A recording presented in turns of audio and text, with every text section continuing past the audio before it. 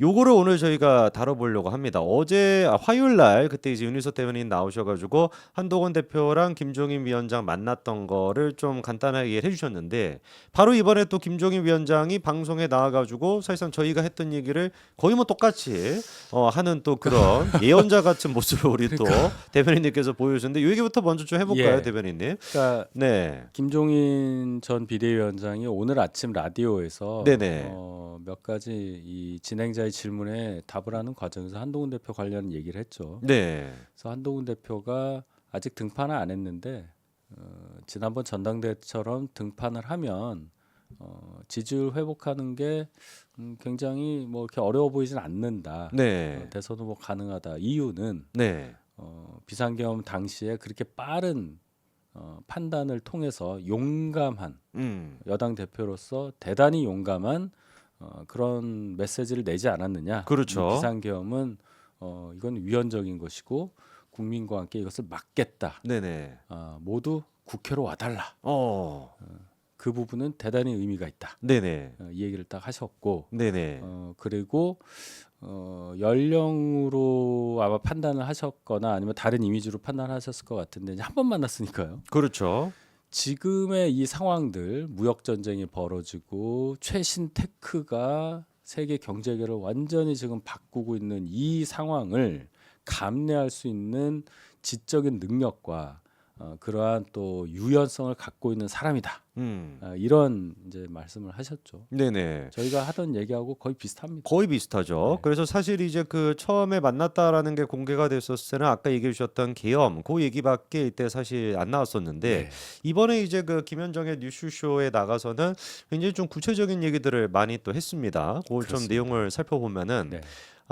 이게 그 질문 자체가 그랬거든요. 한동훈 대표가 등판한다라고 해도 당내에서 입지나 좀 뭔가 공간이 없지 않겠냐라는 그 질문에 대해서 지난 총선 이후 국민의힘 당대표 선거에서 나경원, 원희룡, 윤석열 후보를 제치고 한동훈 후보가 63%라는 지지를 받고 대표가 된 것이 윤석열 대통령의 치명상을 입혔었는데 같은 현상이 다음 대통령 후보를 뽑을 때 또 나타날 수밖에 없다. 바꿔 얘기한다면은 등판했었을 때 63% 정도 지지율까지는 쉽게 올라갈 것이다. 약간 이런 얘기거든요. 네. 네, 뭐 63까지는 어렵더라도 네, 저는 보수적으로 지금 그 63 중에 한 20에서 25 정도가 남아 있다고 저는 판단을 하는데 네네, 상황 변화가 벌어지면 예를 들어 이건 뭐 조기 대선이 있을 거라고 전제하고 말씀드리는 거예요. 그렇죠. 네, 그런 경우에 한동훈 대표가 등판을 하는 상황, 윤 대통령이 더 이상 대통령직에 복귀한다는 희망이 사라진 상황,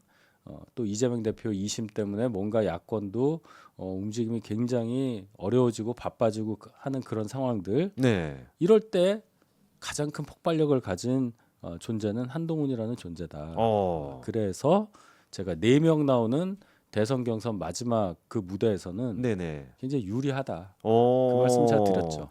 4명이 나온다면은 이제 그 김문수, 홍준표, 그다음에 오세훈, 한동훈 요 4명 그렇게 얘기하실 봅니다, 텐데. 지금. 네. 그 4명 가운데에서 아마 나오게 된다면 유리할 것이다 오히려. 그렇죠. 어. 4명이니까요.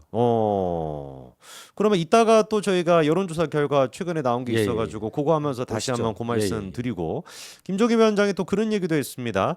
30분 정도 대화를 나눴는데 이재명 사법 리스크에 포커스를 맞춰서는 대선을 뭔가 제대로 치를 수가 없을 거다라는 조언을 했다고 합니다. 그렇죠. 이 네. 얘기가 뭐냐면 이재명은 안 된다. 이재명은 이래서 나쁘고 그러니까 괄호 열고 우리를 뽑아주세요잖아요. 그렇죠. 그 얘기는 같이 뭐 경쟁을 하는 상대방 보고 훈련도 못하게 하고 뭐 공부도 못하게 하고 그럼 우리가 훈련을 많이 하고 공부를 많이 해야 되는데 우리는 네. 가만히 있고 얘기를 못하게 해서 우리가 득보겠다는 얘기잖아요. 그렇죠. 우리가 뭘 잘하는 거를 국민들께 보여드릴 생각을 먼저 해야지 남 못하는 것만 지적해서 나을 게 뭐가 있겠느냐. 네. 대선이 그런 식으로 해서 승리를 가져다주는 그런 선거가 아니다. 그 말씀을 하신 거죠. 그러니까 그냥 남을 어떤 비판하는 이 정도 가지고는 안 되고 그렇죠. 아까 이제 그 얘기해 주셨던 한동훈 대표가 갖고 있는 어떤 이미지나 능력 같은 거를 좀 새로운 비전을 제시하는 형태로 그렇죠. 가야 된다라는 말씀이시죠. 그냥 우리 뭐 신입사원들 인터뷰할 때도 뭐 물어보잖아요 면접관이 왜 당신을 뽑아야 되느냐. 그렇죠. 우리한테 한번 설득을 해봐. 왜 내가 너를 왜 뽑아야 되는데 네. 똑같은 거 아닙니까? 그렇죠. 예, 저희도 국민의힘 후보를 뽑아주세요로 왜 음. 우리를 뽑아야 하냐 이 얘기를 해야지. 쟤는 뽑으면 안 돼요. 이 얘기하면 그럼 반대로 뭐 둘 중에 하나니까 저를 뽑는다. 그렇게 보기는 어렵지 않아요? 그렇죠. 예. 예. 면접 보러 가가지고 네. 전마 당선되면 안 된다. 어. 이런 얘기하면은 제가 떨어지죠. 그렇죠. 예. 그 말입니다. 근데 생각해 보면은 지금 이제 아까 얘기하셨던 4명 언급하신 분 중에 우리 홍 시장님을 제외하고 나머지 3분 같은 경우는 그래도 막 서로에 대한 공격이나 이런 거는 딱히 느껴지지 않는 것 같은데요. 그렇죠. 근데 홍 시장님만 유독 이제 약간 좀 급하신지 계속 얘기가 좀 나옵니다. 홍준표 시장은 네. 이제 뭐 다 걸었죠. 자기 인생을 다 걸었다. 걸었죠. 지금 이번 대선 출마 대선에. 4번째입니다. 음. 예, 4번째이기 때문에 뭐 보시죠. 네, 알겠습니다. 그리고 이번에 김종인 위원장이 그런 얘기를 좀 했는데, 전당대회 때 63%의 지지율로 당선이 됐던 대표를 몰아냈다. 그리고 난 다음에 비상대책위원회 체제로 간 데에 대해 가지고 국민들이 상당한 회의를 갖고 있을 것이다라는 거거든요. 이건 좀 어떻게 보십니까? 몰아냈다는 단어가 세게 보일지는 몰라도 네, 자진 사퇴를 했다거나 네, 예를 들어서 뭐 무슨 당원 소환 투표를 통해서 뭐 해임이 됐다거나 이게 아니라 네, 지도부를 이뤘던 비대 최고위원들이 사퇴를 하면서 그 규정에 걸려서 무너진 거잖아요. 그렇죠. 지도부가. 그렇죠.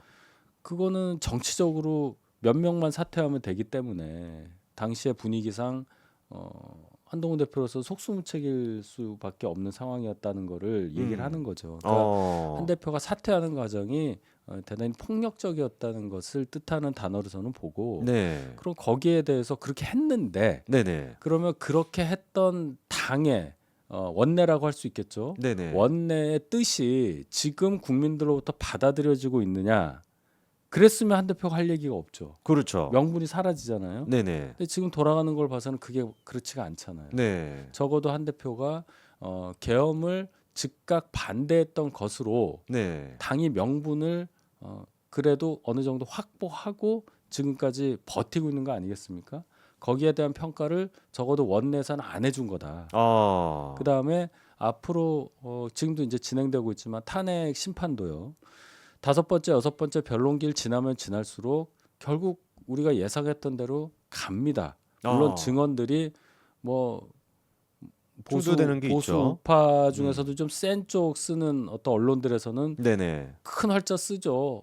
그런 일 없었다는 님 이렇게 하고 있는데 네네, 그거보다는 윤 대통령 쪽 주장에 무리가 있다. 네, 뭔가 손발이 안 맞는 변호인단의 어떤 신문 내용이 있다. 이런 네. 것들이 차분히 지적되고 있는 점, 네네, 그 점이 훨씬 많아요. 네, 아무리 봐도. 네, 그러니까 그런 상황을 보면은 결국 처음 비상계엄령 발동, 그다음에 대통령 탄핵을 시도했었던 민주당의 그런 어떤 시도 일단 국회에서 의결이 됐고 그런 방향이 하나 설정됐잖아요. 네, 이걸 막기가 좀 어려워 보인다.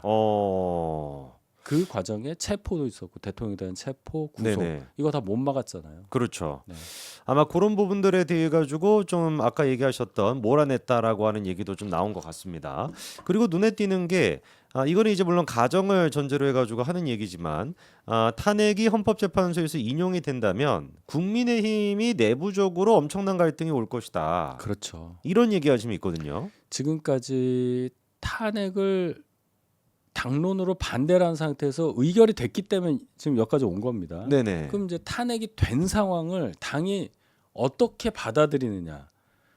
당연히 그 헌재의 결정을 존중을 해야 한다. 이 말은 뭐 그냥 나오는 거예요. 그렇죠. 기본적으로. 당연하죠. 그럼 어떻게 존중할 거냐. 네. 존중하는 방식도 존중은 하는데 비난도 할 수 있는 거예요. 그렇죠. 그렇게 갈 거냐. 아니면 전향적인 어떤 입장을 취할 거냐. 그렇게 되면 반성이 하나 들어가야 되죠. 우리가 당론으로 탄핵을 반대했는데 헌재에서 이렇게 나온 이상 네네. 우리의 당론 결정에 대해서 이렇게 생각한다. 네. 뭐 이런 게 하나 나와야 되는데 그 과정, 그 과정에서 안 된다. 왜 우리가 그런 얘기를 하느냐 하는 분들이 분명히 있을 거고. 그렇죠. 또 일부에서는 그런 거 해야 된다. 어. 이거 2달 안에 대선해야 되는데 어떻게 그 얘기도 안 하고 갈 수 있느냐. 그렇죠. 노선 싸움 할 거예요. 아, 이게 또 분열이 될 수가 있다. 그렇죠. 어. 이거는 적어도 빨리 수습되기가 상당히 어려운 문제죠. 그래서 음. 제가 이 조기 대선이라는 게 탄핵을 맞은 입장에서는 대단히 어려운 거다. 그렇죠. 뭐 야구나 축구로 치면 네네. 뭐 점수 많이 주고 시작하는 거다. 어. 이 말씀을 제가 드린 거잖아요.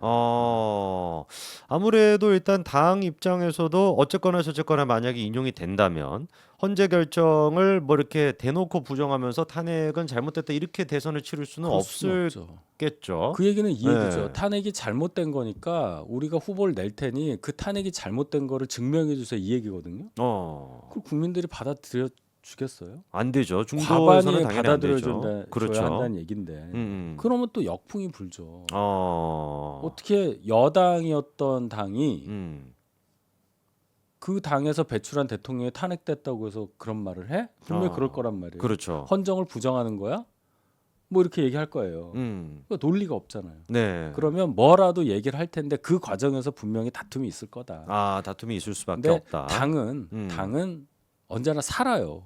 거의 마지막 음. 순간에 돼서 결국 낭떠러지 가다가 다시 옵니다. 아. 그래서 이것도 시간이 좀 걸리거나 또는 그 갈등이 좀 불거질 가능성은 있어도 결국은 정리돼서 거기에 뭐라고 할까요? 헌재 결정에 대해서 강하게 비판하거나 하진 않고 그때 당시의 당론에 대해서 뭔가 입장 변경을 하는 그런 조치가 있으리라고 저는 믿습니다. 마지막에 얘기하셨던 당은 결국에 산다라고 하는 얘기가 굉장히 좀 의미가 깊네요. 예, 당은 결국에 살 수밖에 없는. 냉정해요. 예. 당이 굉장히 그렇죠. 냉정합니다. 결국에는 아마 그래서 좀 갈등이 있기는 있겠지만 만약에 탄핵이 인용된다면은 그거에 대해 가지고 당도 결국에는 좀 정리가 되는 그런 걸로 얘기를 또 해주셨습니다. 네. 그리고 난 다음에 이제 그 김종인 위원장 같은 경우는 아까도 뭐 얘기가 나왔습니다만 63%의 지지율이 사라졌다라고 보지 않고 등판하면 지지자들이 상당히 결집할 것이다 이렇게 이제 분석을 했거든요. 예, 제가 네. 좀 보는 관점이 물론 뭐 다 맞는 건 아닌데요. 네. 윤 대통령에 대해서 지지세가 높았었던 지역 있지 않습니까? 네네. 저희 이제 뭐 TK를 중심으로 이제 얘기를 하는데 대부분 탄핵이 안 될 거다. 네. 탄핵은 기각될 거다. 이렇게 믿는 분들이 상당히 많이 있다고 들었어요. 그렇겠죠. 그건 이제 기대도 있고 아니면 그렇게 판단하는 것도 있고 네. 그렇게 안 될 탄핵 될 것 같지만 그래도 보자 이런 마음도 있고 네. 여러 개가 섞인 겁니다. 그 판단이 잘못됐다는 뜻이 아니에요. 지금 아무도 모르죠 사실. 그렇죠. 탄핵된 거 아닙니다. 그렇기 때문에 지금 상황에서 한동훈 대표의 입지는 없어요. 그렇죠. 그분들 입장에서 볼 때는 한동훈 대표를 머리에 떠올릴 그런 상황이 안 되죠. 그렇죠. 그러니까 뭐 여론조사를 돌리거나 하는 게 큰 의미가 없다는 걸 제가 말씀을 드린 거고. 네네. 근데 그런 상황에서 정말 죄송한 말씀이죠. 저도 윤 대통령 탄핵 얘기를 정말 하기가 너무 이게 참 그래요. 입장이. 그렇긴 한데 만약에 탄핵이 인용됐을 때 그러면 보수 지지층 윤 대통령의 복귀를 열렬히 바라던 분들은 그 마음은 어디로 가겠느냐를 잘 한번 생각해 봐야 됩니다. 윤 대통령은 이제 다시 돌아올 수 없을 거 아닙니까? 그렇죠. 탄핵이 됐다면 네네. 뭐 대선을 다시 나올 수도 없는 거고 또 뭐 밖에서 자유롭게 활동을 할 수 있는 것도 아니고요. 그러면 어느 정도 시간이 조금 지나고 나면 이제 현실감이 들 거예요.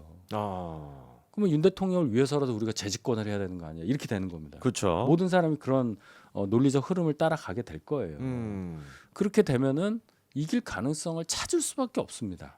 이길 네. 가능성을. 뭐 다 그렇다고 보지는 않아요. 음. 왜냐하면 윤 대통령의 노선과 아주 유사한 분으로 후보를 내세워도 네. 국민의힘이 이길 수 있다고 믿는 분은 여전히 또 꽤 될 거예요. 그렇죠. 예, 분명히 있을 겁니다. 음. 그렇지만 그분들보다는 조금 더 합리적으로 생각을 해서 야 우리가 그러면 재집권하기 위해서는 조금 마음에 안 들더라도 어떤 식으로 가야 하는 그런 방향의 후보가 필요하다라든지 네. 뭐 이런 부분을 공략을 해야 우리가 되는 거 아니야라고 생각하시는 분들도 있을 거란 말이에요. 그렇죠. 그 과정이 저희 당의 대선 경선이 될 거예요. 그러니까 지금 모른다는 거예요. 지금은 알 수가 없다. 결정이 안 났으니까. 그렇죠. 그 얘기까지 저희가 듣고